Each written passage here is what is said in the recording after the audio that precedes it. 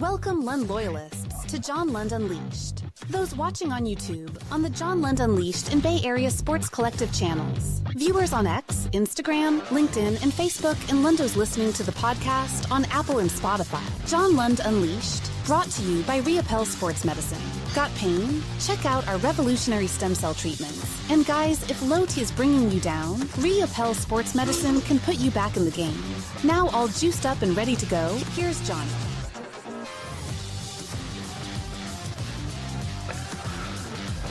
Yes, thanks for joining us Friday. We've got a double dip of me today because even though I haven't talked to Krug yet, I know we're doing bottom of the pint tonight. It is Webb versus Yamamoto, and it's Dodgers v. Giants. And if the Giants didn't blow a lead, Randy Rodriguez, who's still been very good. Great, maybe. That's going to happen to your bullpen, but it would have been nice to have those 28 losses and be tied with the Dodgers and all that kind of stuff. But it's not that big of a deal as the Dodgers and Giants go at it for a weekend series. And I've told you this, I think it's important. I know there's 162 games in a season, and not often do we say this is an important series, but I think this is an important series tonight. And so we'll get into that conversation. Welcome up. And it is episode 164, John Lund Unleashed. If you're new around here, many years in sports radio, about 30 years to be exact, and about the last 15 or so in the Bay Area.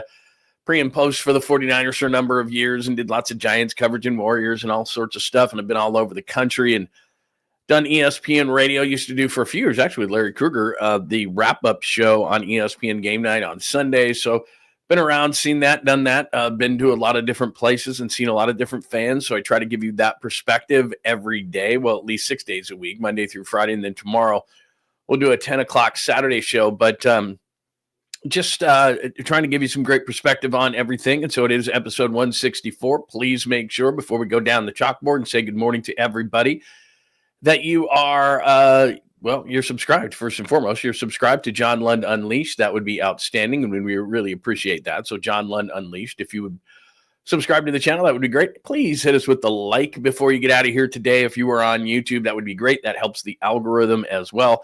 And make sure you have those alerts on. We had a few things out yesterday as well, so make sure you get that so you don't miss anything on the show. The big B in the left-handed corner, BSC, that's Bay Area Sports Collective. So it's me and Tom Tolbert and Rod Brooks and Polly Mack and Creative Tony, lots of guys who were with KMBR. Then we added Amy G, obviously, great Giants coverage, and she's got a great podcast about women in media, which is very cool. And then former Giants pitcher Jeremy Affeldt is here too. So make sure, and we're adding all the time, make sure that you subscribe to the Bay Area Sports Collective, have the alerts on so we know when all the shows are on the Bay Area Sports Collective. Good morning to those watching on Instagram. That's at John Lund Radio. You can follow me there. On X, it makes it really easy. Twitter, X. I don't think we have to call it Twitter anymore. Everybody knows it's called X now. But on X, at John Lund Radio, if you're there, you could come on over here. That would be nice. You could be watching on LinkedIn today or Facebook, both my personal page, John Lund, and John Lund and Lee. So we can be friends there if you would like. So that's what's going on today. And thank you for making time for the show on this Friday. Very quickly, before we get one more thing before the chalkboard and the intros this morning, that is Dr. Jeffrey Riepel. Those pair of legs that you see below me and right now in the QR code. My wife, I've told you this many times, Lainey, she has had elbow issues, shoulder issues, foot. She just went in and had another stem cell procedure done with her foot. It's simple, it's easy, and Dr. Riepel was one of the first in California to use stem cell, and it's like magic. I'm telling you, that's not a technical term, and he says, but watch what you say about it. And I understand, but for my wife, I'm just telling you from personal experience and seeing it, her shoulder, her elbow, she's not icing all the time like she used to be. I've told you this a few months ago, we were in Vegas walking all around. We were in Arizona a couple of weeks ago on business, walking all around. So it has been really a miracle for her. So click on that QR code right there with Dr. Riepel and get yourself an appointment today. Now, if you did not get to the QR code, all you got to do, Riepel, just looking up on your favorite search engine, Riopelle, Dr. Jeffrey Riepel in San Ramon, and he is 100% worth the drive if you're coming from somewhere else. If you're in the East Bay, it's an absolute no-brainer. I do the low T. I've done that for years, but about, a year, 18 months ago, started doing it with Dr. Riepel, and it's awesome because we do one quick blood test. He gets me to the level I need to be, not anything over, nothing crazy. He's a doctor, people. And then for months, the procedure, not every week, but for months, then I feel a lot better. And I was just in there a couple of weeks ago, and it's awesome. You feel like yourself again. So check out Dr. Jeffrey Riopel, because not only does he do those procedures, he does plenty of other procedures to make you feel good, to make you look good, for men, for women. So check it out, Dr. Jeffrey Riopel, Riopelle, Dr. Jeffrey Riopel, right there in San Ramon. Please tell him I sent you over, and he will make it extra special for you. All right, the Giants blow it in episode 164. I'm not pissed at the bullpen. It's been the best in baseball. It's going to happen. You're in Colorado. I get it. Dom is working. That's Dom Smith. He hit his first home run as a Giant, and it was a no-doubter. He's hitting about 320. It's a small sample size. I get it. But Lamont Wade Jr. wasn't doing those things. And as Bob Melvin said yesterday in the postgame press conference, they're just professional at-bats.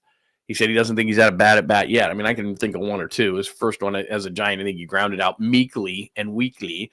But I get his point, which is these are professional at-bats. This is how they should look. Now, does that mean that I think he's going to assume the position for the rest of the year? I don't know that I'd say that, but certainly he is doing something, and it is much better than what was happening before at first base, so we'll hold our breath on that. Great pitching matchup tonight between the Dodgers and the Giants, Yamamoto versus Webb. We shall discuss. Can the Giants hang? We're going to find out this weekend. It was in Colorado, but Colorado scored 20 runs. The pitching's got to be better, but I know it's Colorado, so you give them a break. The mean San Francisco fans update. I think this is kind of funny. Played this for you yesterday with Mookie Betts and Jackson Merrill saying, Giants fans are mean. So I have a little bit of an update on that as well. Andrew Vaughn was traded, the former Cal Bear that was a hitting machine in college, won the Golden Spikes Award, all that kind of stuff. Third overall pick by the White Sox, and he gets traded. We'll discuss AAA numbers. That means who's raking down at AAA, and there's a couple of interesting things that they're doing, moving some River Cats around, which may give you a preview of where they may play them if and when they're needed during this long season for the Giants. A Lynch BA update, which is what I have on the cover of the show today. You see right there, optimistic injury update. 3 cuts from the Pat McAfee show yesterday with John Lynch that I think are all very interesting and worth discussion, and random things happen throughout the show. I do have one small, I'm not going to oversell it. Sweet, clean, family-friendly caboose pistol. It's just a weird thing. I'm not going to oversell that thing. I'm not saying it's bad. It's just, I'm just simply saying that it's okay. It's an okay one. I'm not going to oversell you something. It's just an okay one that I think is strange and I need to ask you a question about. So that's what's going on as far as today's show, episode 164. Today's Friday the 13th. Today's Friday the 13th. I am not superstitious. Wasn't much of an athlete, obviously, but, stepping on lines or doing all those kind of things or whatever. I'm not superstitious. I believe in certain things. I would say I'm spiritual. I would not say that I am certainly not superstitious. I'm just not. Friday the 13th, if something happens, black cats walking under ladders, those kind of things, I don't know. It's just not me. But I do know a lot of athletes that are. So, but I am not. But happy Friday the 13th, and happy early Father's Day, by the way, to all the great fathers out there. Father's Day this Sunday. And we've already got a nice brunch set up, and I'm a brunch person. Like, if I put everything in order as far as what I like, I'm a big breakfast guy. Like, love breakfast. I'm probably putting that near the top.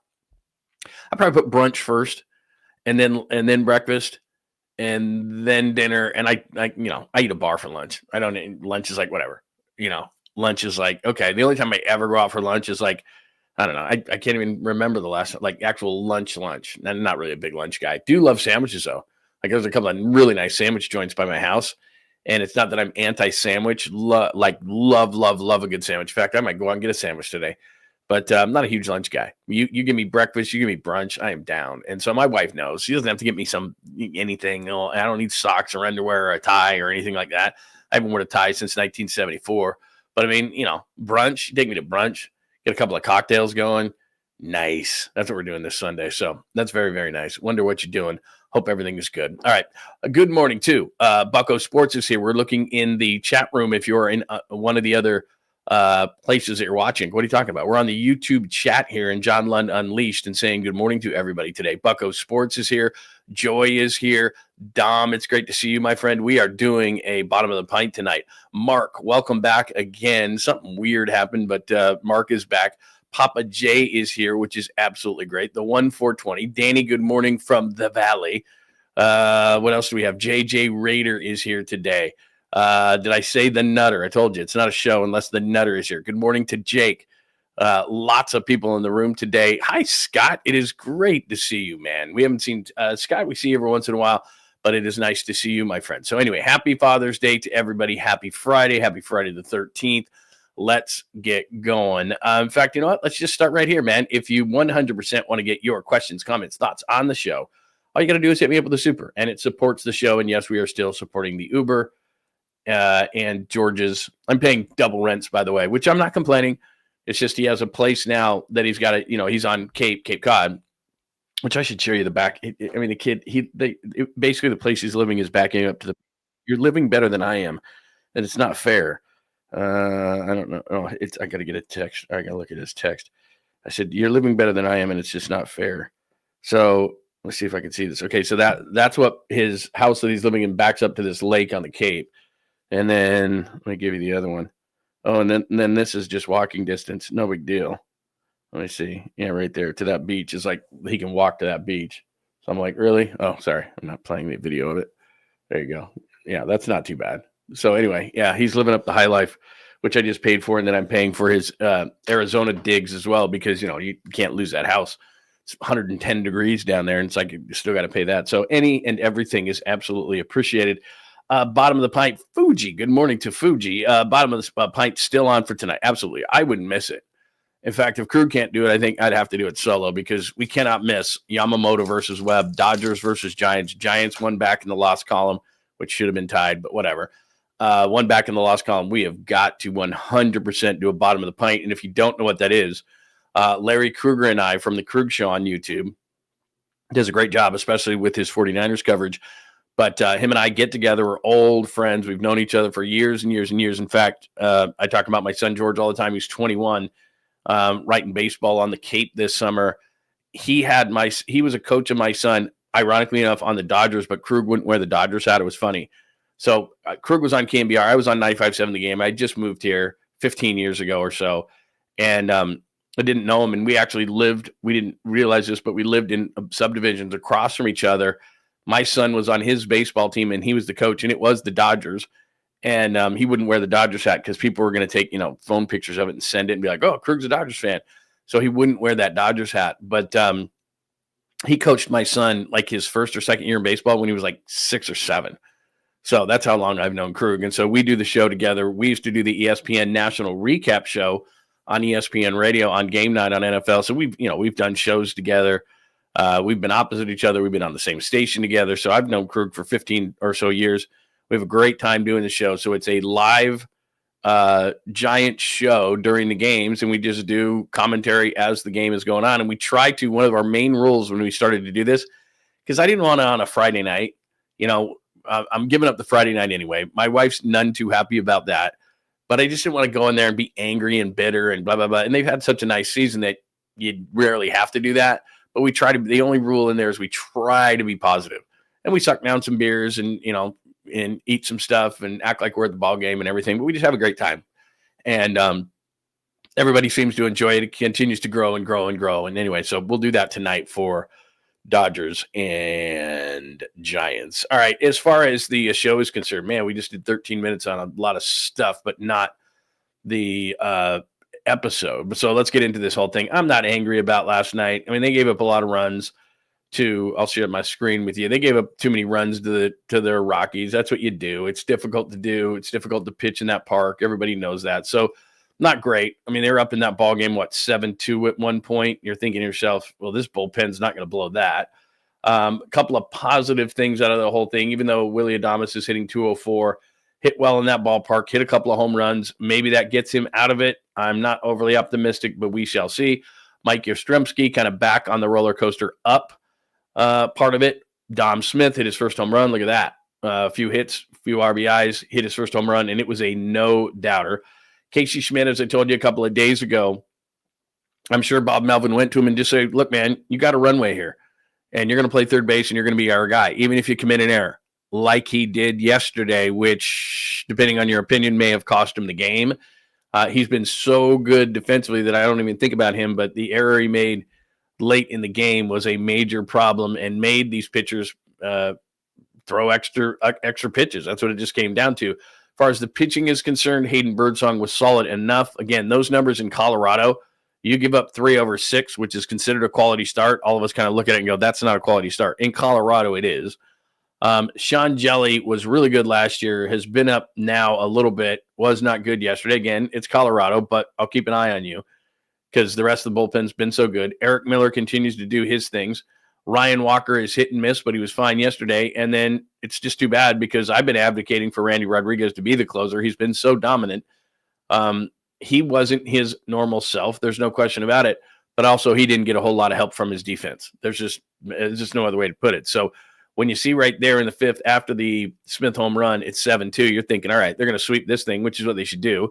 They're going to have 28 losses. They're going to go into L.A. tied. This is going to be great. And then there's Tyro right there in the 7th, but it was more the 9th inning. Right there, you just say they grounded into the field or choice to third. Schmidt's got to make that play. I mean, that's just what it comes down to. Schmidt's got to make that play. If he does, they probably win the game. And then Arcia comes up a little bit later, game-winning hit, and they lose 8-7. So I'm not pissed at Randy Rodriguez. I've shown you the numbers in the Giants game notes, what they are when they lead after 6, 7, and 8 innings. I mean, it's just an astronomical number and the best in baseball. You're going to screw up sometimes. And if you're going to screw up and you're Randy Rodriguez, it's probably going to be in Colorado. And you look at the amount of pitches, 43. Bob Melvin again said after the game, it was huge that Hayden Birdsong gave him 6 because they used everybody. And this is my big thing long-term about the Giants. You go into a place like Colorado, you have a 7-2 lead. You shouldn't have to use Jelly and Miller and Walker and Rodriguez to win that game. It's a difficult place to pitch, no doubt, but you should be able to get that done. And the reason why Rodriguez had to throw so many pitches is they didn't have Duvall. He wasn't available yesterday. So it was all on Rodriguez. He had not pitched in Colorado before. He was not sharp, but he didn't get any help from his defense. So it's an unfortunate loss. I'm not going to put an asterisk by it, but when the Rockies are 13-55 and 7-27 at home, 2 out of 3 is not good enough against Colorado. If you want to be in this divisional race, 2 or 3 isn't, I'm not playing the blame game here. You're up 7-2 against a team that is already ready to pack it in. They don't really, it might as well be, September for them. I mean, they're just ready to pack it in, pack it up, pack it in. So they're ready to be done. And you give them a little bit of a spark. And then, like I said, the 9th inning didn't turn out well defensively. That's surprising.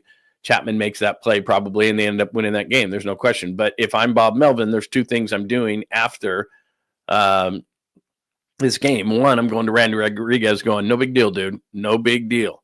What it means tonight that he had to throw 43 pitches, and this is part of the problem. He can't pitch tonight. He threw 43 pitches. So Randy Rodriguez is going to get a break tonight. Hopefully they don't need him against the Dodgers. You would think they would.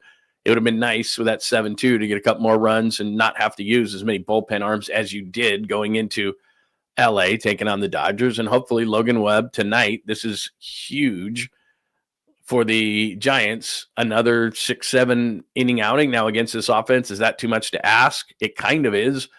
But you had to use so many arms, and you had to use Rodriguez for so long last night, so many pitches, I should say, that you got to give your bullpen a break, and this is what Logan Webb does. So it'd be nice if he could give you 7 against the Dodgers. I don't know how realistic that is, but that's what the Giants need.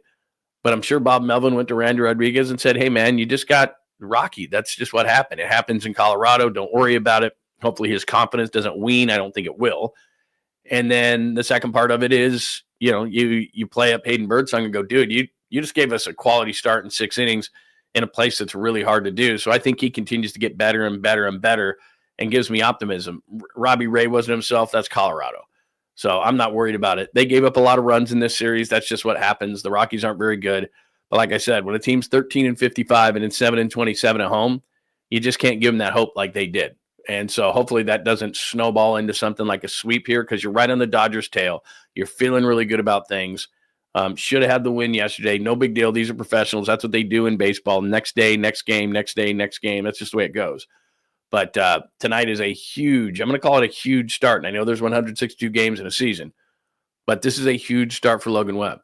Be nice to get the win, shake off that loss. Be nice to give the bullpen a bit of a rest. And let's see what a guy like Dom Smith, who's off to a really nice start, and he hits the long home run in Colorado yesterday. Let's see what else he can do. Because I'm going to get down to Andrew Vaughn in just a second. Bryce Eldridge hit another home run yesterday, so we'll continue to talk about those things. But the Giants blow it. That is number one. Dom working, I kind of talked about that. I mean, again, very small sample size, but hitting 320 in just a handful of games with the Giants and hit a monstrous home run. So far, so good for Buster, picking him out of the Yankees chain off the Yankees AAA team. He had an out for June 1, took it, and so far, so good. We'll see, because Bryce Eldridge, even though he hit a home run, and we can get into AAA numbers in just a second, he's hitting 138. Again, small sample size, but he's hitting 138. Now, as far as Yamamoto and Webb are concerned, I mean, this is just an awesome matchup tonight. And like I said, we're doing bottom of the pint, and I think Krug's going to do it. Hang on one sec.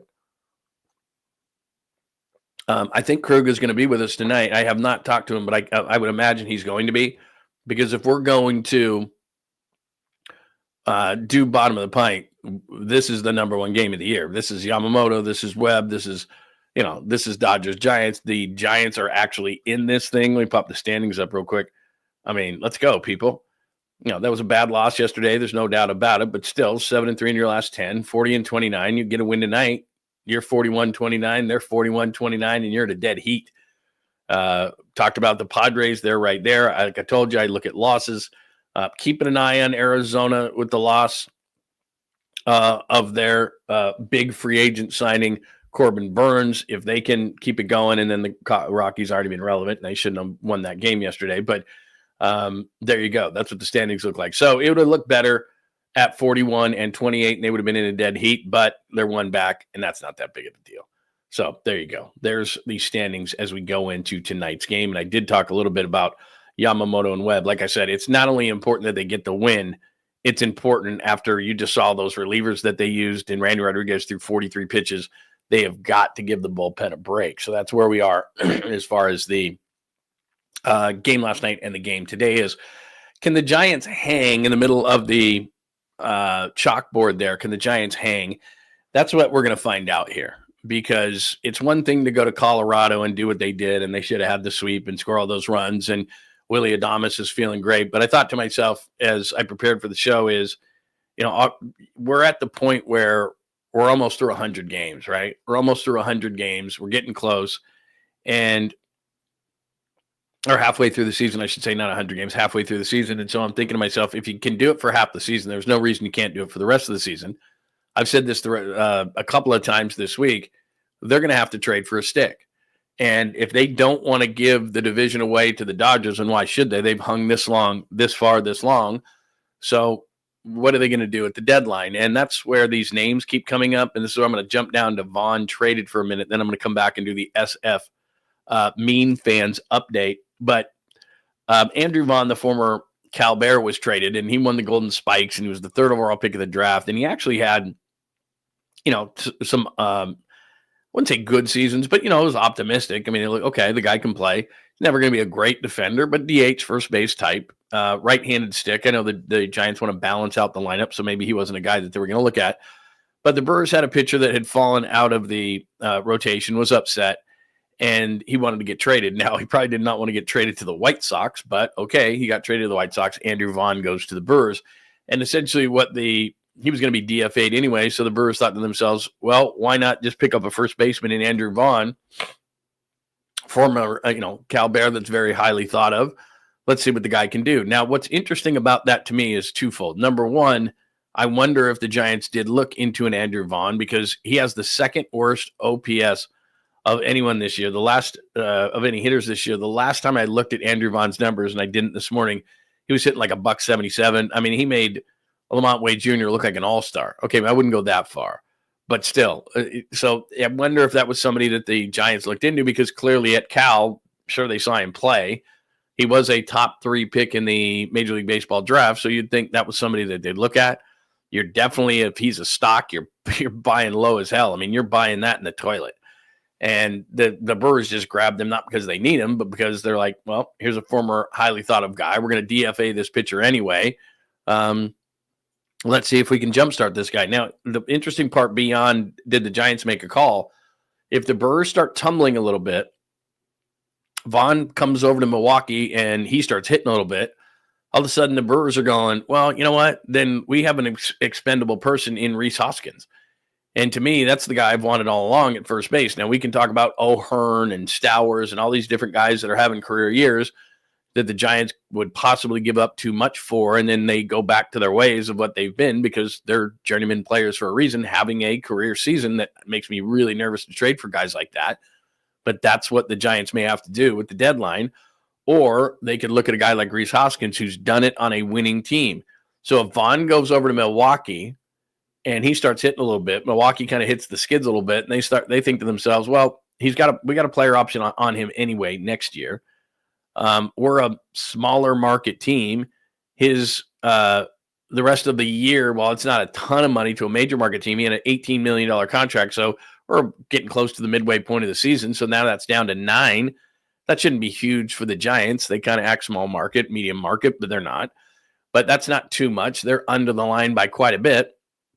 That would be a decent savings for Milwaukee to have. They put Andrew Vaughn at first base, and maybe Rhys Hoskins becomes a Giant. I don't know. A lot would have to happen because I just gave you the NL West standings, but the overall standings, Milwaukee's in this thing. And so they're not moving anybody, and Milwaukee's not that type of team. Doesn't matter who they lose. They lose a Corbin Burns to Baltimore. They seem to be fine. They lose a Willie Adames to the Giants. They seem to be fine. Like on and on and on. They're just one of those organizations because they draft and develop so well that they seem to be fine, even though they're small market and they have had a lot of people leave the organization. A lot of really good players over the last number of years leave the organization. They still are in the middle of everything. Chicago seems to be the class of the Central. The Cardinals are up there as well. So Milwaukee has an uphill fight, there's no doubt, and that's for a wild card, let alone what's going on in their own division. I think Chicago for sure, because of that offense, they are 100% legit.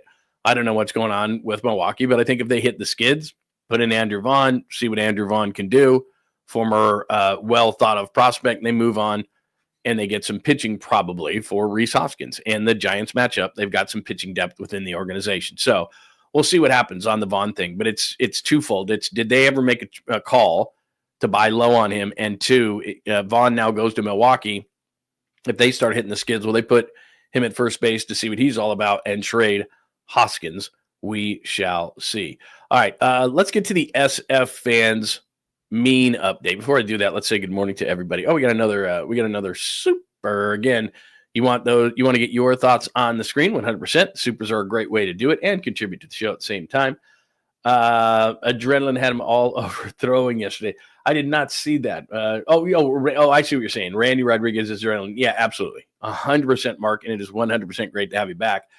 I think it was twofold yesterday. I think that he hadn't pitched there. I mean, Bob Melvin said that. I'll take everybody's word for it because everybody talks about the break and the ride on the fastball and all the different things. And, maybe it wasn't doing what he thought he wanted it to do. And like you said, and then he's in a closer role, which is something Bob Melvin said he had done in the minors, but hadn't done at the major league level. And I don't care what Billy Beane says because Billy Beane always downplayed the role of the closer and would always, obviously, with the A's, trade his closer and try to get something for him. He did it all through his career with the A's. He thought anybody could go in there and close, and it's just not the same. All due respect to Billy Beane, who knows a hell of a lot more about baseball than I do, but there is a difference. There is a mental side of it. 2 minutes left in a game. Some guys step up, some guys don't. That's what it is. A closer is on the mound basically by himself. Go save the game or go, win us the game or however you want to do it. Close the game. It's different. 7th, 8th, 9th, different. The bats are different. Certain guys step up, certain guys don't.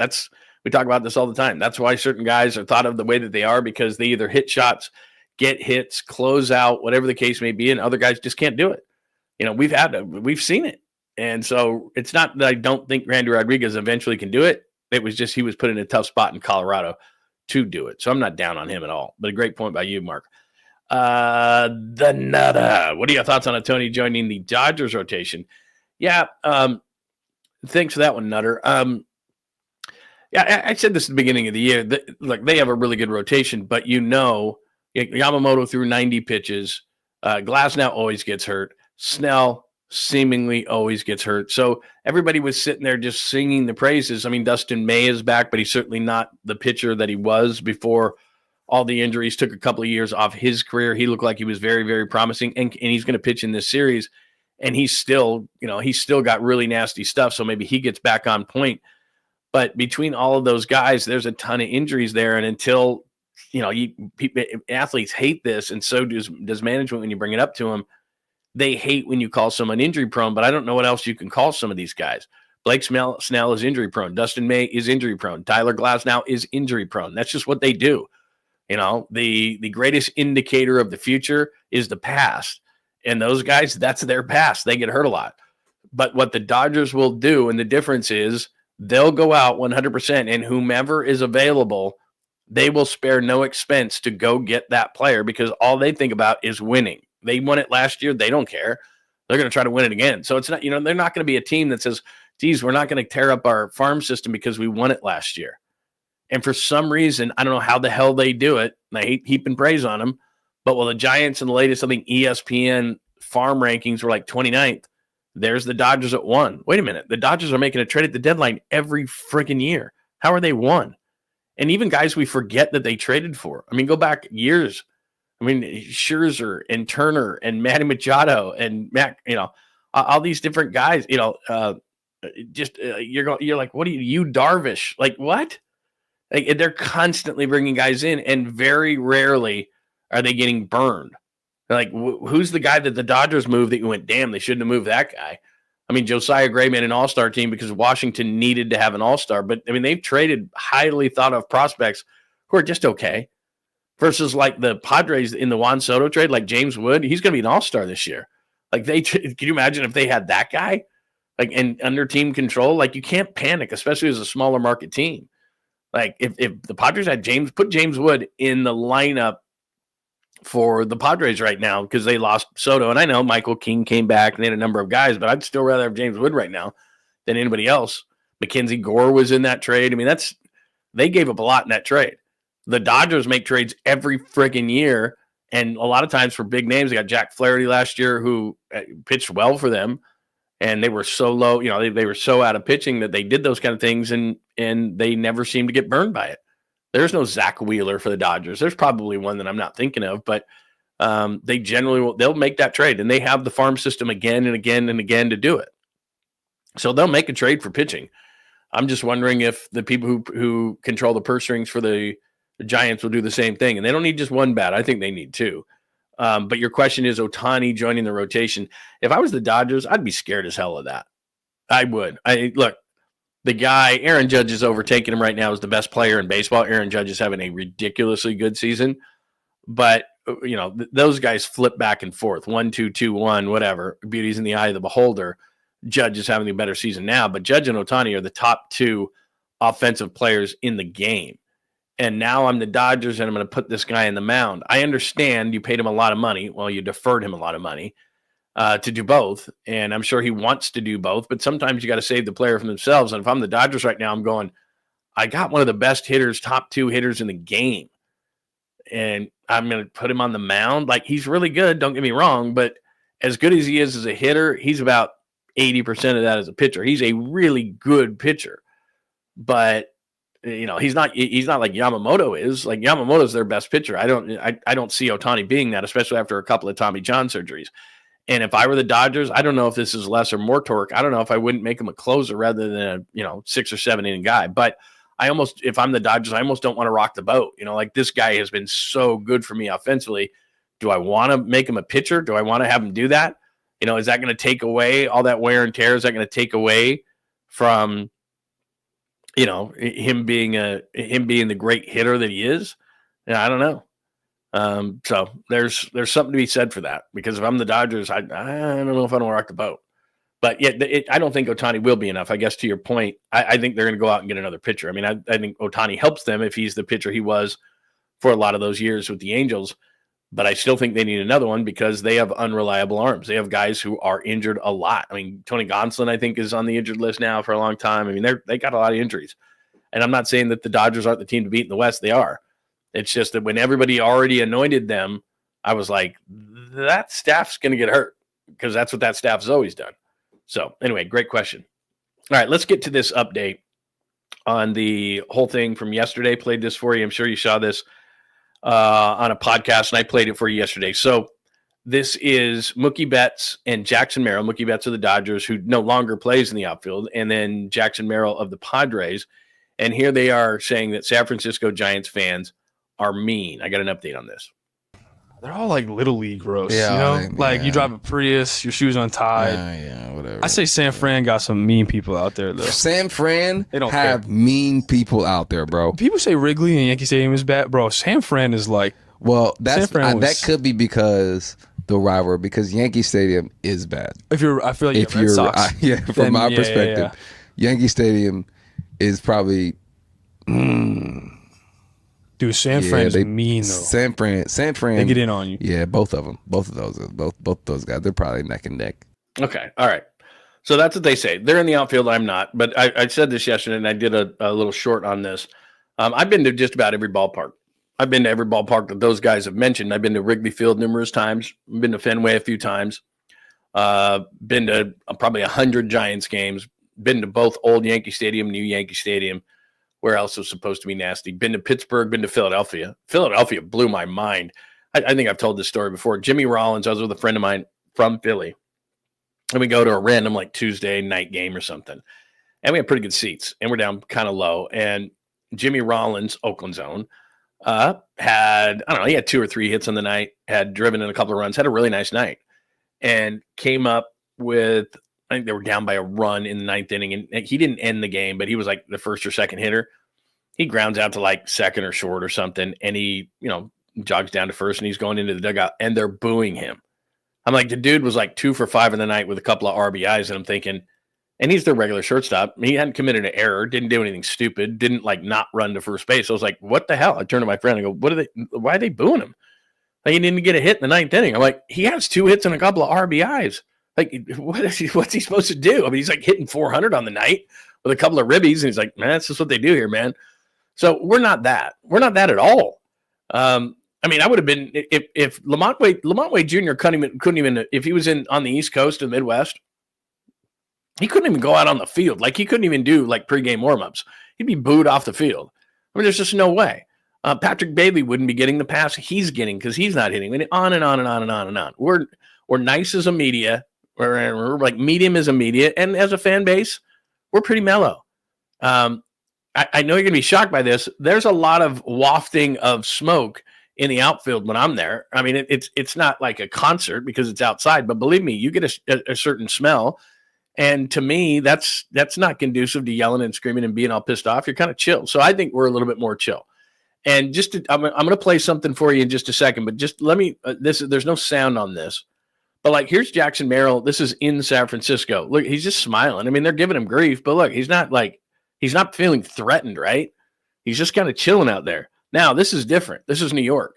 Remember this play? Mookie Betts goes into the stands, and he's got the ball in his hand, and that guy in the front row in New York is trying to literally is grabbing his glove and pulling the ball out. Watch when they show this. I'm sure you know this, but I'm comparing and contrasting what happens. I just don't think we would do that here. Now you can't because there's a net down the right field line.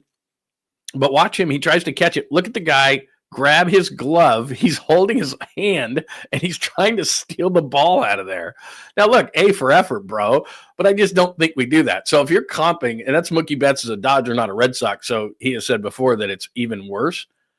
But, like, I just don't think we do that here. Maybe we do. Maybe the drunk guy, it's only one guy out of, how many ever guys.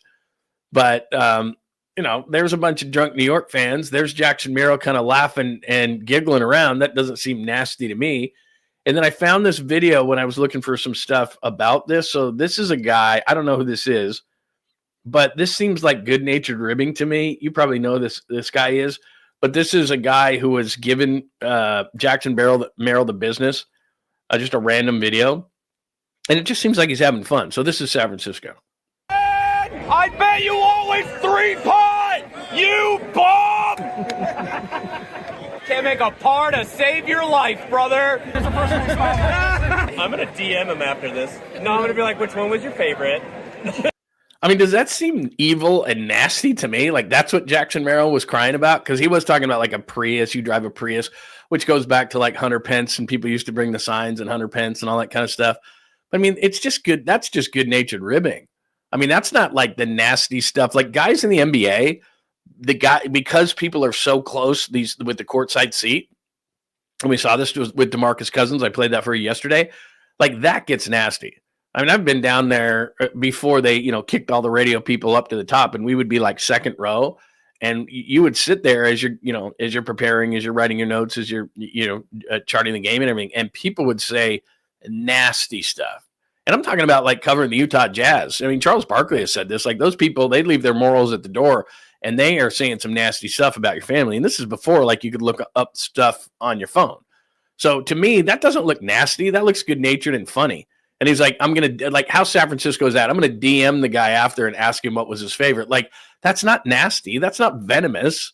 They're like, those people are mean. That wasn't mean. That was just kind of good natured fun to me. And that's what he seemed to be talking about. And he's just kind of smiling and everything. Now, look, that's not everybody. I understand that. And I'm not so naive to think that if you don't add alcohol, then you're going to get some nastiness, especially in the outfield. Like, I get it, man. But I just and this is, I talk about this at the beginning of every show. I've worked in a ton of different markets in this country. I've worked in the East. I've worked in the Midwest. They're nasty. People in Detroit are venomous and nasty. They want to make you cry. People in New York, we just saw, they have no problem grabbing Mookie Betts' glove, which is on his hand, and forcibly taking the ball out of said glove as his arm is like in this awkward position. So I just don't buy it. I know they're out there and I'm not, but I've been out there a ton of times. I've sat in a lot of different outfields in a number of different parks. And for the most part, things are good natured. And sometimes they get out of control and they get nasty. But if you're wearing Dodger blue in San Francisco, you're going to get some of that.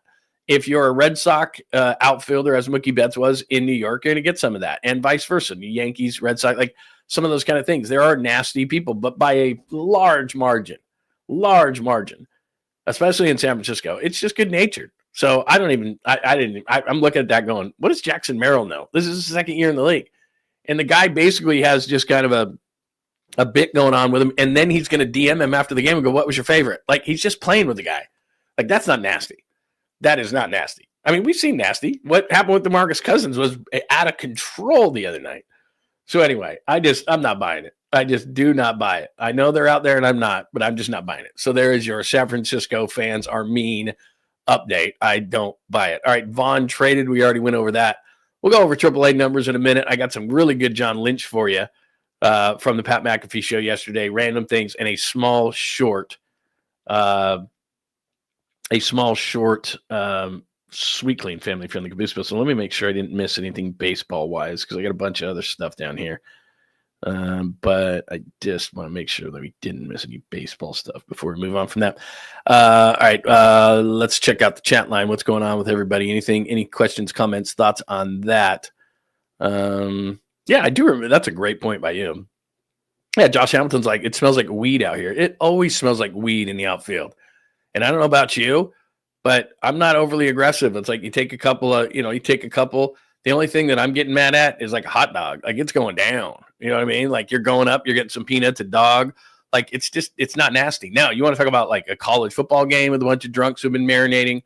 I've told you about that. I did pre-post game for the Steelers. Right across from the stadium. I saw numerous fights, like a Ravens-Steelers game. Saw lots of fights there, a lot of aggressiveness.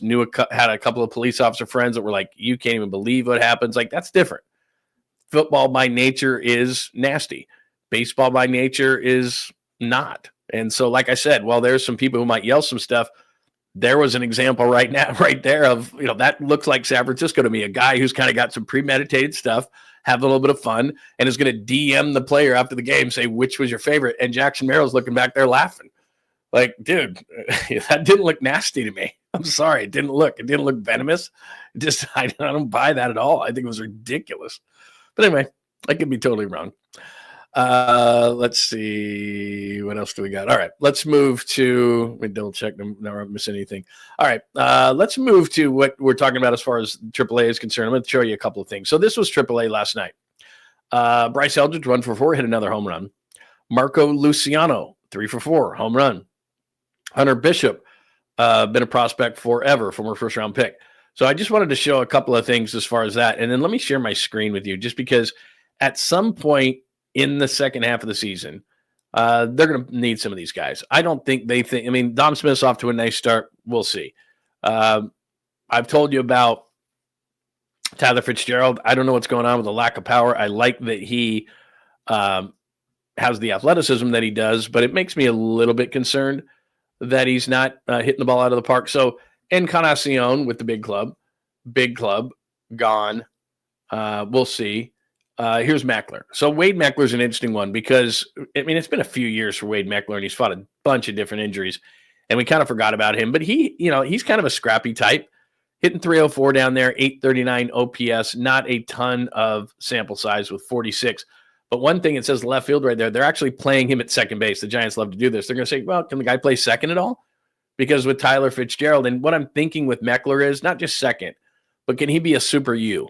Meckler plays some left, Meckler plays some second, that kind of thing, a versatile super U, which right now the Giants really don't have. So they're playing him at second to see what that is. Matos, everybody's going to scream and yell. It's only 26 at bats, but everybody's going to scream and yell. He's hitting 308 with an 833 OPS. I can't decide whether Luis Matos deserves a long runway to say, okay, you're our guy, you're just going to play out here, or if he's a 4A player. I just can't decide because everybody wants to give him a long runway and complains that he doesn't get it. And I've said this before. I say this with Casey Schmidt right now. He's going to be their third baseman. He made a mistake last night late in the game that may have cost them the game against Colorado. He's going to play and should. You got to learn from it. And you can't be looking into the dugout. Damn, I made a mistake. Am I going to get traded? Am I going to get cut? Am I going to, whatever? Am I going to get demoted? You can't be thinking like that. Max Stassi's a guy who's actually played in this league and been all right. Let's go down to Luciano. Again, played a little bit of first base to just see what he could do there. Clearly, that was not a good experiment because he hasn't been back since. Playing in left field's probably a DH. 11 home runs, 33 RBIs. That's not bad. But he's just hitting 215 with a 734 OPS, so I don't see him up anytime soon, even though he's showing some power down there. What else? I don't know what happened to Brett Wisely. He had a stretch last year where he looked like he was really going to be a good player, hitting 221 with a 653 in AAA. That ain't good. And then Bryce Eldridge. Now, again, small sample size, 29 at-bats, but we've seen the 2 home runs, right? We've seen the 2 home runs, 9 RBIs, and in 8 games, that's not bad production. But he's hitting 138 with a 580 OPS. Super small sample size. But for those who are saying, let's get him up, he needs to marinate a little longer. So we've seen the highlights. We get excited, but then you look at Bryce Eldridge and he's hitting $138. So my point in bringing all this up is who could potentially help them that's down there. Meckler is a guy that they're using as a super U. Matos is always a thought. Luciano we want to see at some point, but again, while the 11 home runs are nice, not really anything else is, and Eldridge probably needs an entire season. We'll see. We'll see with Eldridge. It's extremely early, but that's what's going on down on the farm, and people like to know what's going on as far as that is concerned. And I was thinking too, like, okay, is there anybody else that they could potentially, what did I just do there? Is there anybody else that they could potentially bring up at this particular point? So yeah, you bring up a great point, Mark. When you're striking out a third of the time, like people wanted McRae up here, and it's like, look, he's a really nice athlete, really good defensive center fielder, but they've already got that in Jung-Hoo Lee, who's a good, good base runner, good defender. They don't really need McRae. He just hasn't shown enough. He's shown a little bit of pop here and there, but like I said, when they're striking out to that level, just not happening. So anyway, there you go. There is an update. Yeah, their trade value. Somebody just said Luciano has no trade value. Hi, Kyle. They don't have position players with any trade value, and I don't know what happened to the organizational depth in that regard. But Casey Schmidt hasn't gotten it done. Luciano, we had our fingers crossed on. Eldridge is the latest. I'm sorry if I don't, jump up and down for Eldridge. It's not that I don't think he can play. It's just that when you look at position players that they have developed, I'm sitting there going, okay, who would that be? I mean, Ramos has done a really nice job, but as far as, the latest infielder, I mean, that's why they signed Adames. That's why they extended Chapman. That's, they're hoping for Fitzgerald, and I was optimistic about him, but the start is not great.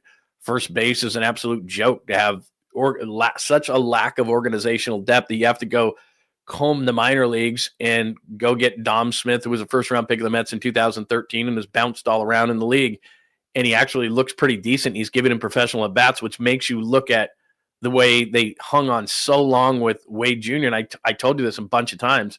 It wasn't that he wasn't getting the results. I get it. but the at-bats were atrocious. I mean, the at-bats were so bad, and all the signs were there. And it was like, why are you waiting so long? The at-bats are atrocious. And at least Dom Smith is giving you professional at-bats so far. It's not very, it's not very much. And the bomb yesterday helps because that sticks in your brain. But he's having decent at-bats. I mean, Lamont Wade Jr., they were non-competitive at-bats. He's swinging through fastballs he'd normally, just like, what are you doing? He was completely lost. So anyway, I'm not complaining. They're going into L.A. to take on the Dodgers, and we'll do bottom of the pint tonight. But I want to make sure that I'm accurate here, which is they're right there. They're right behind the Dodgers, and they have a real opportunity here, and the pitching is that good.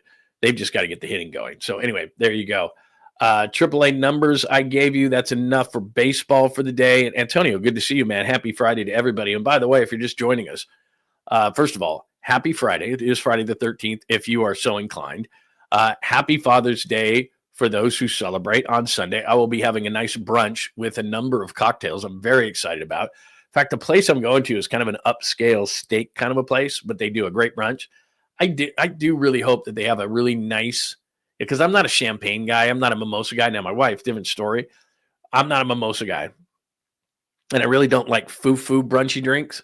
But what I would like in a place like this is, like, I wonder if they come up with some sort of a take on an old-fashioned. Like, I don't know, even like a vanilla bean kind of a thing. Or you may laugh at me. I'm not even kidding you. The best, let me go on a random for just 1 second. The best old-fashioned I ever had, and if they had one of these, I would be absolutely thrilled with it, is we were in Kona, and we were on the water, and we're at this steak place. It was absolutely great. And they bring out the specialty menu, and obviously an old fashioned goes great with a steak. People like red wine. I'm not a big wine drinker, but they made a Kona coffee infused old fashioned. And with a lot of those things, it's subtle, a lot of type of things, or, this kind, that kind. They make all sorts of different kind of old fashions. And, but you could really taste the coffee, and I'm a big coffee fan, and it was unbelievable. So if they're listening right now, I'm telling you, I need a Kona coffee infused old fashioned for Sunday. That would be amazing, wouldn't it? Oh, great question there. That is a tremendous question. Go-to cocktail. It really depends. I don't know if I'm like this, like if everybody's like this, but, in the wintertime when it's colder, and, it's not like we're in the Midwest or the East here, when it's a little bit colder, I'll go with, your dark liquors. I'm a big fan of whiskey. In fact, I have a bunch of great whiskeys. When we get the studio redone, I'll bring them back because I had a big shelf, but we have a bar cart with great whiskeys. I'm a big fan of bourbons and whiskeys and things like that. And I love an old fashioned. Like if I'm sitting in a place, I'll do old fashioned. However, in the summertime, I'm not a huge beer guy, but it's not like I don't like beer. I'll do some in the summertime if it's really hot. Love beer at a baseball game. I don't know why all of a sudden it comes over me that I'd love a beer at a baseball game. I wouldn't say I'm a beer snob, but I'm maybe a little bit above a domestic. And then in the summertime, I'll always come up with some kind of vodka cocktail. I don't know why. Just, it's hot out. It's nice and refreshing. So I'll go with some sort of a, vodka type of a cocktail. Vodka soda is a definite go-to in the summertime. Vodka soda with the lime is very refreshing, Jerry. So I'll go with a vodka soda in the summer, but big into bourbons. And if you give me an old fashioned, and if I see like a cocktail menu that's got, different types of old fashions, that kind of a thing. And lots of places get creative with them nowadays. Really into it. I have a friend of mine who works in a steakhouse in Danville, and his name's Chad. He is incredible. And we always sit at the bar there, and I sit up at the bar, and he'll say, "What are you looking for?" And he'll give me different kind of whiskeys to try out. He's always got all these great type of things. So anyway, I would always go with the bourbon. Definitely have a palate for that. So anyway, there you go. Let's see. Different drink for different sports. Nah. I generally stay sober. I don't know why, unless it's, if we go out to watch some sports or something. Again, I'm trying to think. Yeah, like I said, I try to get vodka soda probably. If I'm just like out having a drink or something, I'll go vodka soda a lot of times. Like I said, unless it's, dead of winter, and then I'm going like an old fashioned, something like that. So. And then, as Dom says, the lady beers, which, like I said, I might bring those back. In fact, that's the second straight week that somebody has brought up the lady beers. If you're not familiar with it, we did bottom of the pint for the first time. And I brought, and I don't even know if these are around anymore, but I did the Corona. It was a citrus flavored Corona, and it was actually pretty good, I got to say. And in the summertime, I could totally see that being a really good beer. I could probably drink about 18 of those like in a row. No, I couldn't. I'd fall on my face. But what I'm saying is that like when it's a hot day and everything, they just taste good. And I got a bunch of grief for it. Then I said, nope, done with it. Not going to do it. And done. People were giving me grief about it, calling them lady beers. And John Joseph was down there saying it was a senorita beer. It was not a Zima. It was not anything like that. It was just, it had a citrus flavor, which, Corona, they put a lime in it anyway, but it had like more of a orange flavor to it, maybe, than a lime flavor, but they were really good and they go down like nothing. And anyway, I might go buy some of those just to spite everybody tonight so that they can give me grief about it. I'm thinking about it now. I'm absolutely thinking about it. All right, sorry, I went on a longer tangent than I thought I would. So there's your baseball update. We will be back for bottom of the pint tonight. I'm not going anywhere because we promised you optimistic injury update from John Lynch. So let me do this. I'm going to play. Let's see. There's 3 cuts that I want to play. I'm going to play the Aiyuk cut last, all right, because I want to keep you here. So here is John Lynch on yesterday with Pat McAfee on ESPN on the McAfee Show. And here he is talking about this year's offseason versus 2024. About it.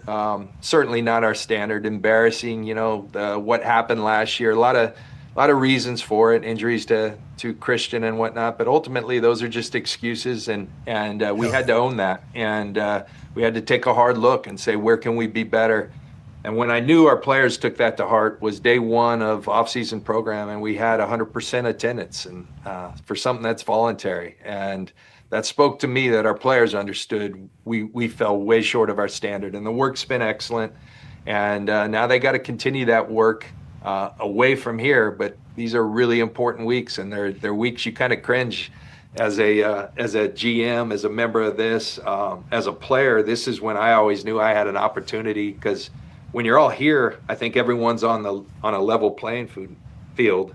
When you leave, that's when I knew, okay, I can make up now because we're on our own. And what are you going to do with that time off? And so I hope our players take advantage of it. I think and have a really good feeling that they will by the way they've approached this off. All right, so I guess the reason to play that and the reason I did want to play that was they're off to a different kind of start. Now, does that mean that they're going to have a great year? No. But what he said at the beginning there is, and I think a lot of people forget this, is I was watching that entire interview yesterday and thinking what clips that I wanted to take out of it from the Pat McAfee Show, is that this is a really good organization. And sometimes because we're so close and we analyze it so much and there's so many people aggregating 49ers news and they're trying to, get you to click on their stuff and everything. If we bottom line what the 49ers are, they're one of the best organizations in the NFL. They're one of the best organizations in all the sports. And you can hate them all you want or like them or whatever the case may be. You can't deny that. They're really well put together. They're a well-oiled machine. It doesn't mean that they can't go through ebbs and flows if they have injuries or whatever. But 6-11, like John Lynch just said, that's embarrassing for this organization. When Kyle Shanahan first took over with John Lynch and all the people in the front office, they had a bunch of work to do. Now, did they have to revamp that a little bit? Now, yeah, sure. They're not going to, as Steve Young said, and I played for you the other day, they're not going to walk into every stadium now and just overwhelmingly have the most talent. So they're going to have to execute and all these things. But we forget, Kyle Shanahan's a damn good head coach. Is he perfect? No. Could he be a little bit more aggressive? Yes. Does he get conservative when it's late in the game? Yeah. Does he deserve the reputation as a guy who can get close but not win the big one? Yeah, to this point he does. But no one's perfect. And I'm not saying he is. But as far as being an offensive genius, he's that. As far as being one of the best play callers in the league, he's that. As far as being one of the most innovative offensive minds in the game, he's that. So and if you don't believe me, just listen to not only 49ers players, but coaches on other teams, players on other teams. The whole reason why people say it's easy in the Kyle Shanahan system. Okay. It's not, but people say those kind of things. So look, Kyle Shanahan's really good. Say whatever you want about him. Is he perfect? No. Does he need to, change a couple things? Yeah.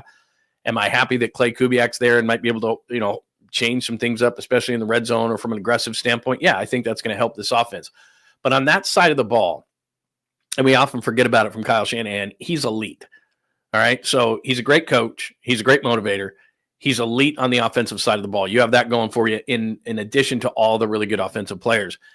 Now, I'm going to play something about the NFL draft, which is going to be the most, along with Saleh and the defense, this is going to be incredibly important as far as what's going on, as far as these rookies, and I want to have you take a look at them. But one thing I don't want people to forget is they're 6-11. They're embarrassed, and they've got the buy-in, and all teams wouldn't be able to do this. Trent Williams, he doesn't come here in the offseason. He's been here 100% of the time. Christian McCaffrey, he doesn't need to be here. He's been here 100% of the time. George Kittle has a barn and all this. George Kittle has a field and a barn, and he doesn't need to be here. He's been here 100% of the time.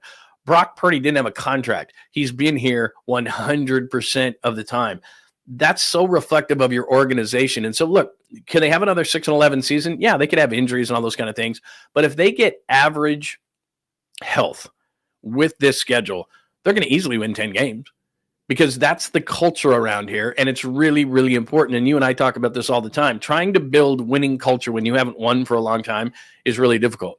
The expectation level around the 49ers, because I've been down to HQ a million times, is that they win. I mean, it's just they don't even think about anything else. It's just very matter of fact with them. So as we scramble around the media to talk about this, it's kind of matter of fact that they're going to bounce back in the building. And because they're such a great organization, I think they will. So John is talking about culture and how things are different and how these guys are showing up. And I do think that's going to, unless they have another injury-riddled season like they had last year, that is going to reflect in the product next year. Now, this is what's important. Okay, we can say all those things that are all, tangible but kind of intangible. But here's really where the important stuff part is. So yesterday, and I said this in a short, Robert Saleh had said, in fact, I'm going to play this for you after I play John Lynch. But Robert Saleh had said, hey, they're off to a really good start, but we'll see when the pads come on. People kept asking him, how's it going? How's it going? How's it going? And as I tell you all the time, they're running around in shorts, man.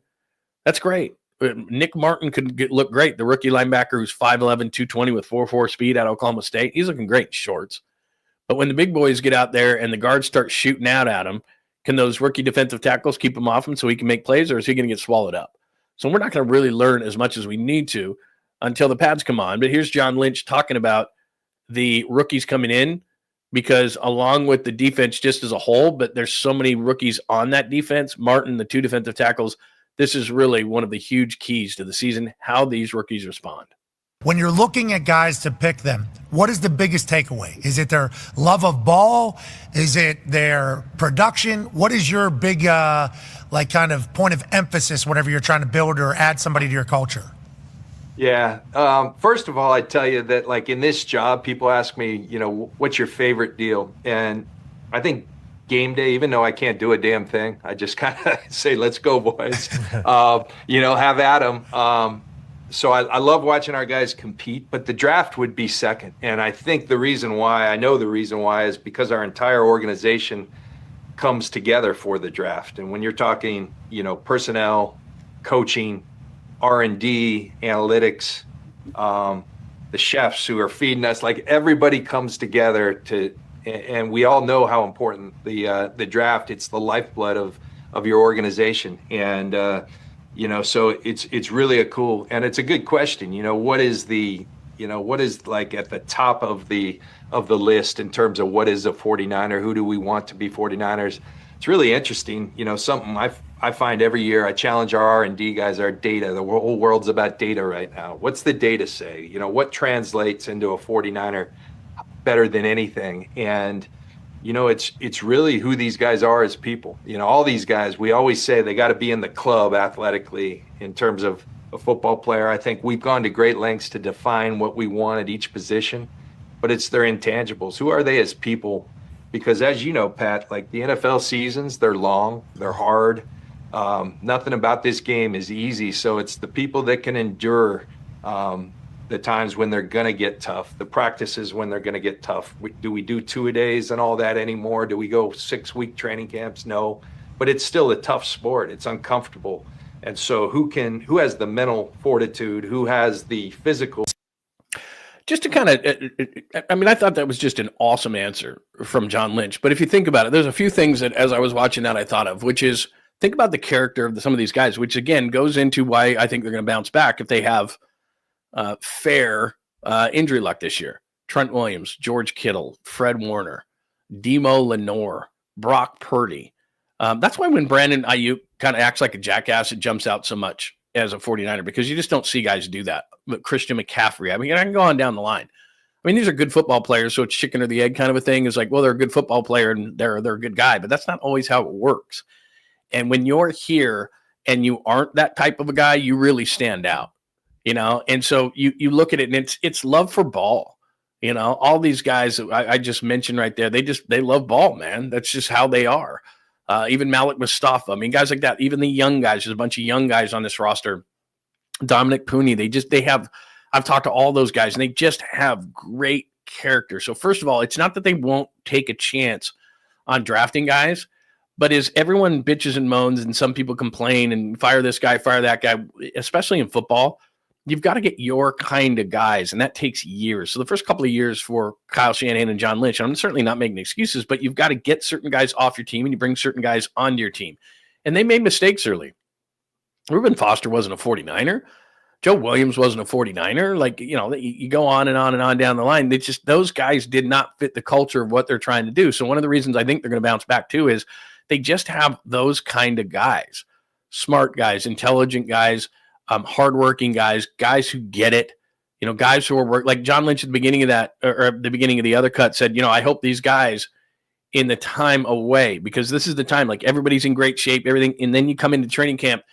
Is somebody going to gain 10 pounds? Because you and I both know that's really easy to do. If somebody just go on the off the deep end, they're going to take their final vacation and suck down a bunch of citrus Coronas, eat a bunch of tacos and burritos, and then come back and they're 20 pounds overweight. The Niners don't have to worry about that. Think George Kittle's going to do that? Think Christian McCaffrey's going to do that? You think Brock Purdy's going to do that? Of course they're not. None of those guys. Think Nick Bosa's going to do that? I mean, the character that they've assembled on this team it's phenomenal. And so if these guys, and I don't know these 2025 guys enough, but if those guys come back and those rookies come in and they're that type of player, because that's the one thing that Mel Kipers and all these different guys, and I'm certainly guilty of it, like that guy thinks the best player. Do I know that player? No. They've done the interviews, which for the 49ers is just as important. They're not going to take, I don't think, a risk. And that's why, like I said, in terms of it, Brandon Aiyuk, I talked to him a bunch of times at practices. I've talked to him a bunch of times after games. Since he's had the contract done, totally different guy. I don't know who's advising him. I don't know who's talking to him, whatever the case may be. But he just stands out because it's like it's just a weird deal. By the way, speaking of him, this was, I believe, yesterday, 7 months today, thank you, God. I'm going to play this cut from John Lynch in just a second, giving, as I put down there, an optimistic diagnosis on him. Now, it's 7 months. Now, we are in training camp in a month, right? Training camp is a month away. He's not going to be ready for that. Okay, that's 8 months. All right, a couple months after that, you're looking at 10 months. About then, a guy should be ready. So as we're sitting here trying to determine, and I got to be honest with you, I don't know if I can remember a time in which there's been such uncertainty of when a player is going to come back. I mean, some people are saying it's going to be midseason. Some people are saying, you know, we've seen guys, Adrian Peterson came back really fast from an ACL. Other guys, it's just lingered. Everybody is different. But as you're going to hear from John Lynch here, when you have, what's Aiyuk, 27, 28 years old, an elite athlete in the prime of his career, he can come back pretty quickly. So this is an optimistic update on Brandon Aiyuk with John Lynch on the Pat McAfee show yesterday. This wasn't going to work out. It was loud. How is that relationship now? And how do you view that time looking back on it with Aiyuk? Relationship's good. You know, Brandon's been here.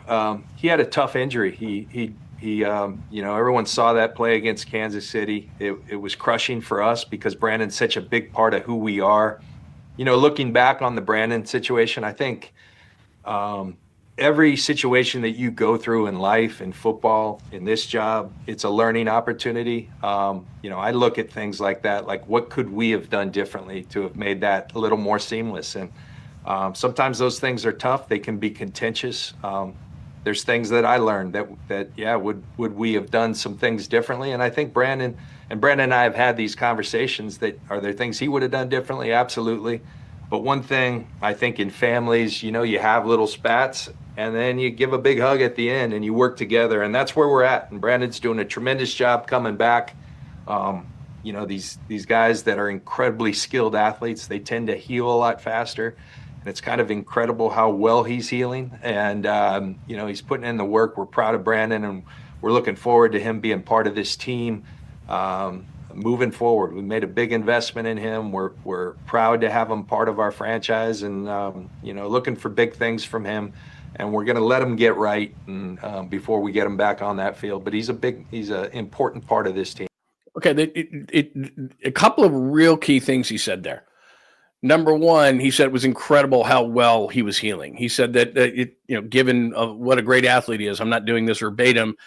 He's healing so quickly. They heal so quickly. Brandon Aiyuk, sitting there at 7 months. It's only been 7 months. It's about a 10-month injury nowadays. So we're looking at the next few months, and we sit here on June 13th, Friday the 13th.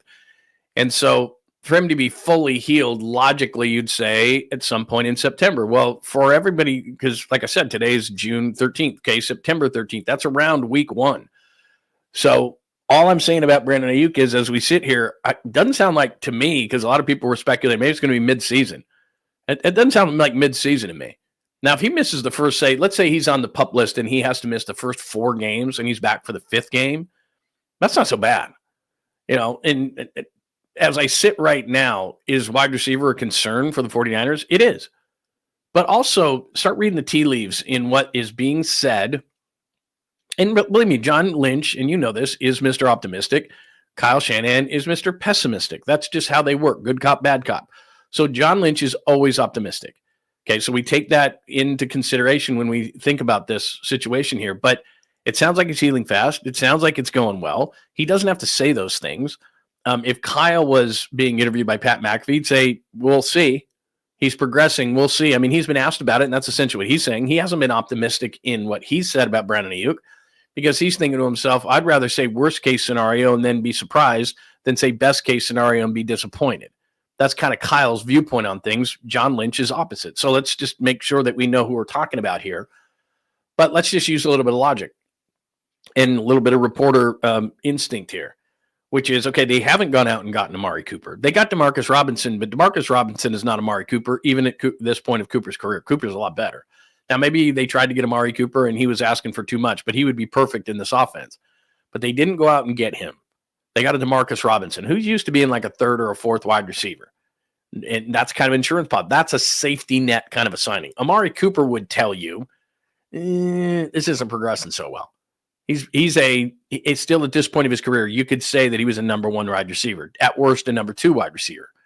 So they've got to be optimistic about what they've seen from Brandon Aiyuk, or they would have gotten a higher caliber receiver than Demarcus Robinson, who's an okay veteran. There's no doubt, but he's bounced around a little bit. You know what you're getting with him, and you know where your wide receiver core is if he's among the top 2 or 3.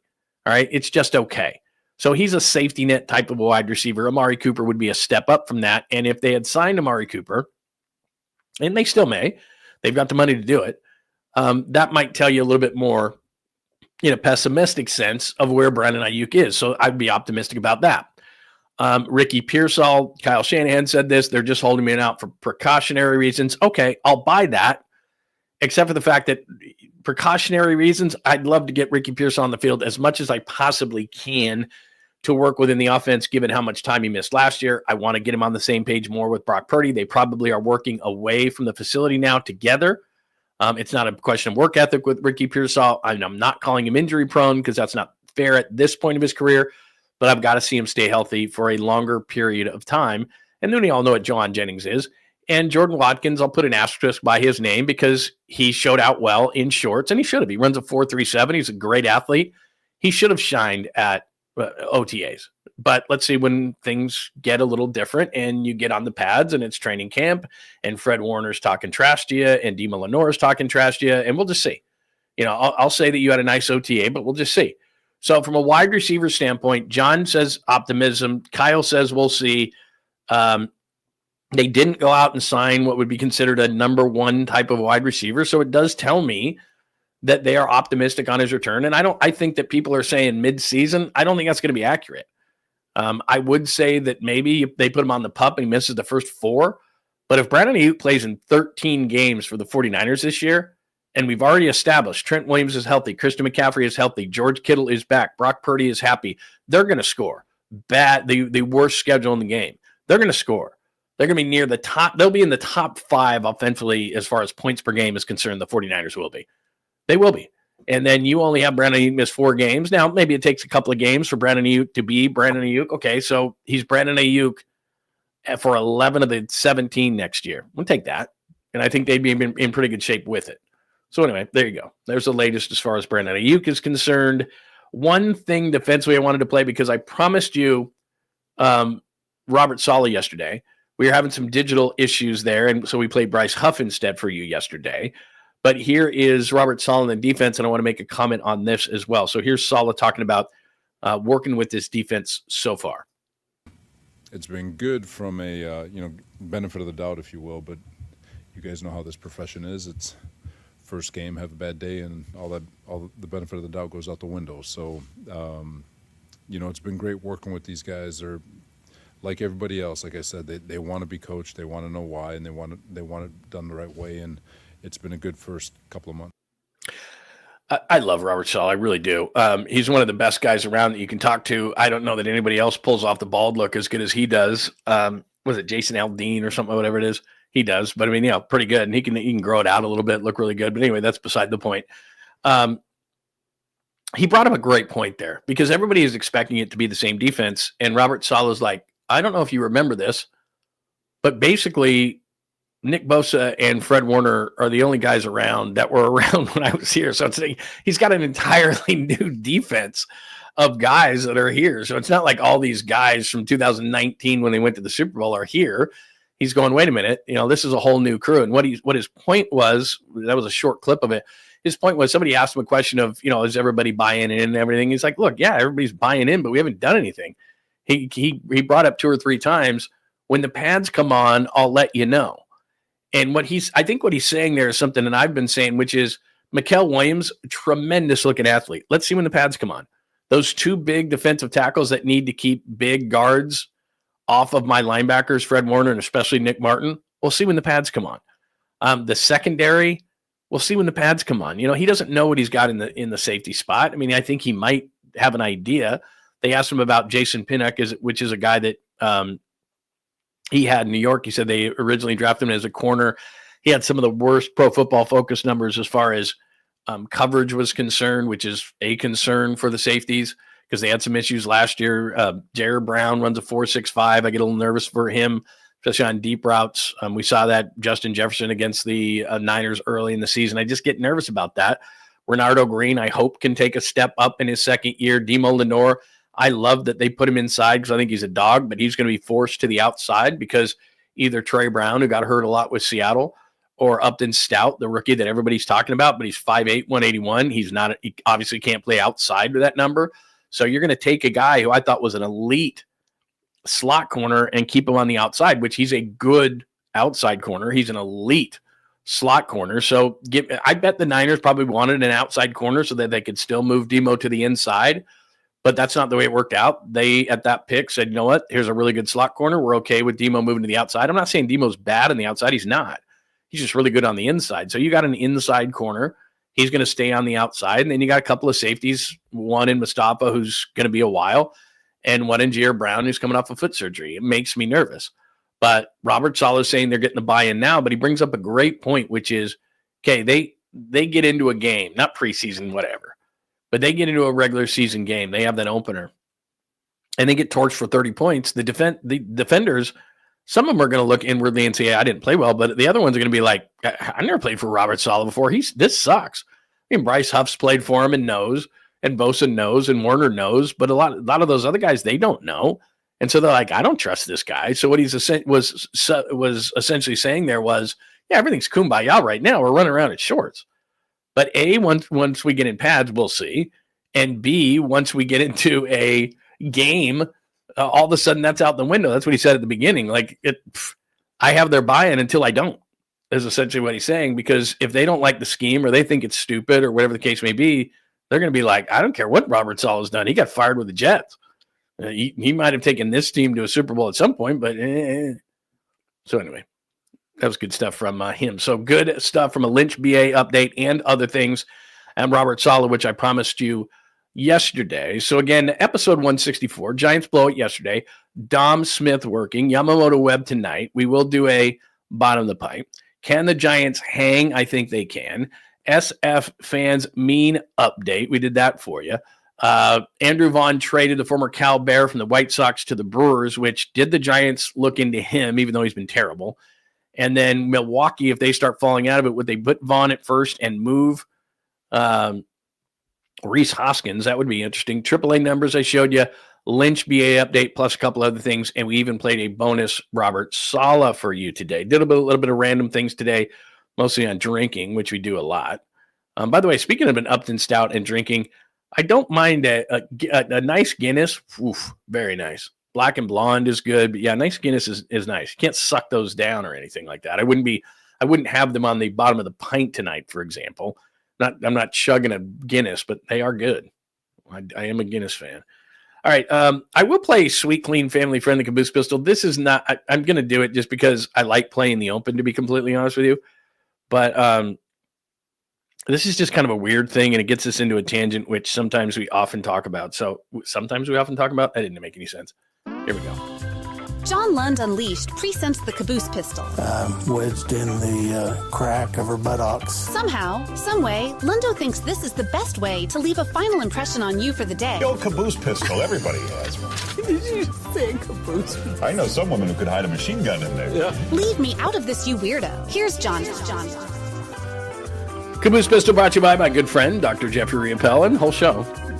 Right there in San Road. Click on that QR code. You want to feel better? Yeah, you do. Of course. I do my wife does the stem cell treatments. She is feeling great. The elbow, the shoulder, absolutely amazing. She just did up in her foot the other day. She's feeling great. I do the low T. You don't have to do those shots every single week. Absolutely is a life changer, is a game changer for me. Click on that QR code that I just showed you, which I'll show you one more time, or all you have to do, Dr. Jeffrey Riopel is R-I-O-P-E-L-L-E, Dr. Jeffrey Riopel, R-I-O-P-E-L-L-E. Go to the website, check it out, because it's not only what I talk to you about all the time with the low T or my wife doing these stem cell treatments. They do all sorts of treatments, men, women, make you feel better, look better. Check them out, Dr. Jeffrey Riopel, right there in San Ramon. If you're in the East Bay, no brainer. If you're not in the East Bay, it is 100% worth the drive. And please make sure that you tell Dr. Jeffrey Riopel that I sent you over, and he's going to treat you great, but maybe that smidge more. So make sure that you tell him I sent you over. All right, here is your Sweet Clean Family Friendly Caboose Pistol. We talk about tattoos a lot. I got like 3 tattoos.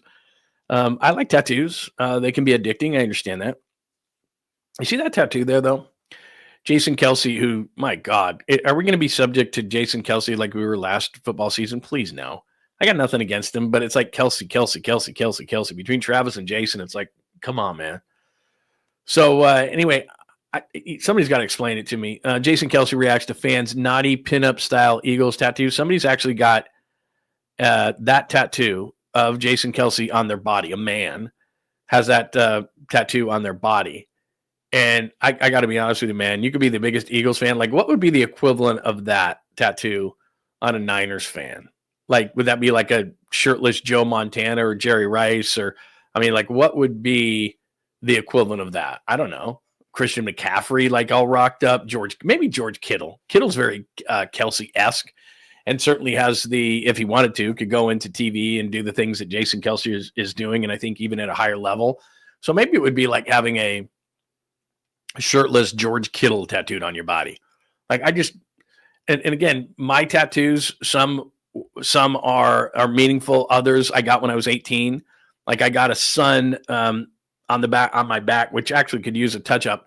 And it signified to me at the age of 18 in my 18-year-old mind that it's the sun is coming up for a new day, carpe diem kind of a thing, seize the day type of a deal. And I don't mind it.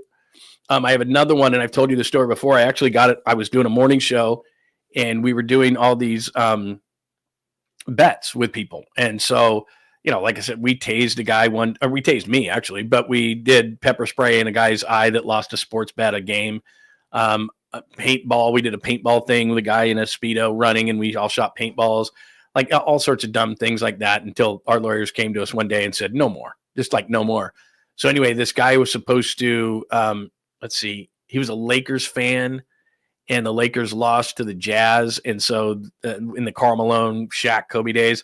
And so he was going to have to get a Utah Jazz tattoo somewhere on his body, even though he's a Lakers fan. He didn't show up. And so there's the tattoo people there on the morning show. And they're like, what do we do? And I'm like, well, you guys are down here. Why don't you just, and they have it's a GRL, which is my dad's name and my son's name, George Richard Lund. And so I said, well, you guys are here, just do it. And so I did the show. Well, they did this tattoo on the back of my arm. I don't regret it for a second. So, I mean, there's certain things where the sun, but I get it. I had an idea about it. The GRL, I'm glad I did. My dad's passed. My son is very important to me. So, I don't have an issue with that. But like Jason Kelce, like I guess it's just the addiction of tattoos, like a shirtless Jason Kelce on your body. I don't understand. Like, why would I get that on my body? And especially it's kind of like it's like a sexy kind of a thing going on. Like I said, pin up style Eagles tattoo. I get it. You're a big Eagles fan or something. I even get it to a certain extent. I mean, it's gone overboard. Like, people will try to do a prediction of a Super Bowl. And so they'll put that Super Bowl. It's like, why don't you just leave the Super Bowl thing blank? Like Lions fans did that, right? It's like Super Bowl champions and like a Lions thing. Like, what's the rush? Number one, you could get it afterwards. But you could like at least fill in, like do it and then fill in the year, but they'll do like the year. And it's like, okay, that's inaccurate. So that's like going to a third world country where they give out the t-shirts of the losing team. Like, that's on your arm. And like 50 years from now, you're not going to remember if they won it or not. Yeah, they didn't. It's like, what do you mean they didn't? You got it tattooed on there. They didn't. What was the rush? I mean, that just seems to be a big thing. Ooh, look, social media is going to make a big deal that I did a Lions Super Bowl tattoo before the season. Brilliant. But another, a pinup style of Jason Kelce. Somebody's got to help me with that. I don't get it. I'm not doing that. Like, there's not a man outside of my family that I would do that, because we talk about this all the time. Like, we don't know. Like, let's say you were going to do that. It was like Steph Curry, right? Steph Curry seems like, we talk about this all the time. It seems like Steph Curry would be the perfect CEO for your company, or the perfect, I should say, like, endorser for your product or whatever, and all that kind of stuff. And he's the family man and has the kids and revolutionized basketball. And, he seems to be no wrong, but I don't know that Steph Curry, doesn't go home and spank his dog really hard. And it's like, man, that Steph Curry, I had no idea. Like, I don't know. I'm just coming up with something that wouldn't, be overly offensive, even though that might be. But I'm simply saying, like, I don't know Steph Curry in that personal way. So I'm not putting Steph Curry on my body, because what if it comes out like years from now that this, that, or the other? Now it's like, I got to get that thing covered up, man. How do I cover that thing up? I'm not getting a tattoo of someone that I don't know very, very well. Like, it's got to be a like family member or something that means something to me. Like, somebody's going to look at that and go, and you're going to get old, and it's going to get, it's going to be this ugly, wrinkly tattoo. And you're like, well, who is that? Oh, it's this guy named Jason Kelce. He was a center for the Eagles. And people are going to look at you like, huh? Weird. This is weird. Anyway, you can desecrate your body however you want. You do you. I say that all the time. You do you. That's fine. You want to desecrate your body? That's fine. I don't care. You have 22? Wow, that's amazing.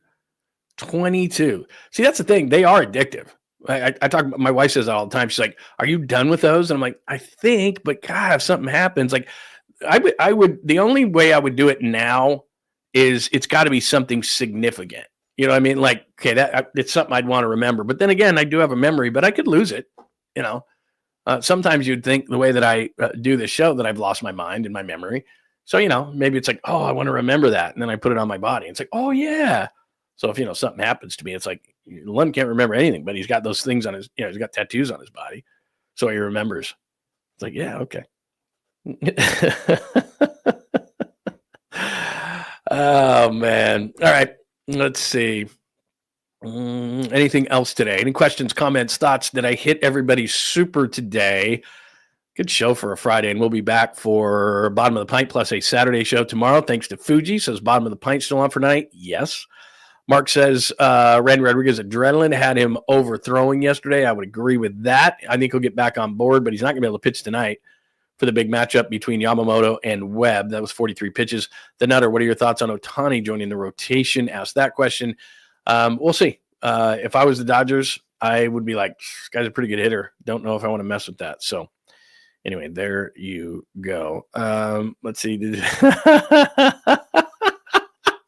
I love this. If you had to get a tattoo, would you choose Steph Curry's face on Jessica Alba's body or Jessica Alba's face on Steph Curry's body? Oh, my God. Seriously?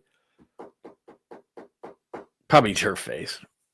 Probably her face. I don't know, man. That's a tough question. That is a really tough question. It would take a lot for me to get one now. I'd have to be something really significant. I'm not sure. I'd have to think about it for a while. All right, there you go. That is episode 164. If you missed anything, you're in luck. You could go back to the beginning of the show. Any questions, comments, thoughts, put them right underneath here. Or I'm often on X at John Lund Radio, so you can hit me up there as well. We will be back for bottom of the pint tonight between the Dodgers and the Giants, so keep those alerts on, and you know when we'll pop back on. Plus, we'll put a bunch of stuff out later on today as well that you may have missed. Anything else we've missed today? I think we played everything for you for episode 164. Please make sure you subscribe to the channel, John Lund Unleashed. Please, before you get out of here, if you just do me that favor of hitting the like button so that the algorithm likes us. Also, please get those alerts on. If you'd also head over to the Bay Area Sports Collective so you can check that out as well. Lots of shows going on today, so then you will not miss anything there. Thanks for watching today on Instagram, on X, on Facebook, LinkedIn, however you've been watching today. Thank you very much. In moments, we will put this onto a podcast as well. Apple, Spotify, wherever you get your favorite podcast, we'll have it there as well. Everybody have a great rest of your Friday, and we'll be back for bottom of the pint tonight between the Dodgers and the Giants. Thanks for hanging out with John Lund Unleashed. We'll try to be better next time, though I wouldn't hold my breath. Please like and subscribe on the John Lund Unleashed Pod YouTube channel. Watch live shows weekdays at 8 a.m. on YouTube, Instagram, and X. And make sure to have your alerts on for shows throughout the day or night. All things Lund can be found at johnlundunleashed.com. johnlundunleashed.com. Goodbye!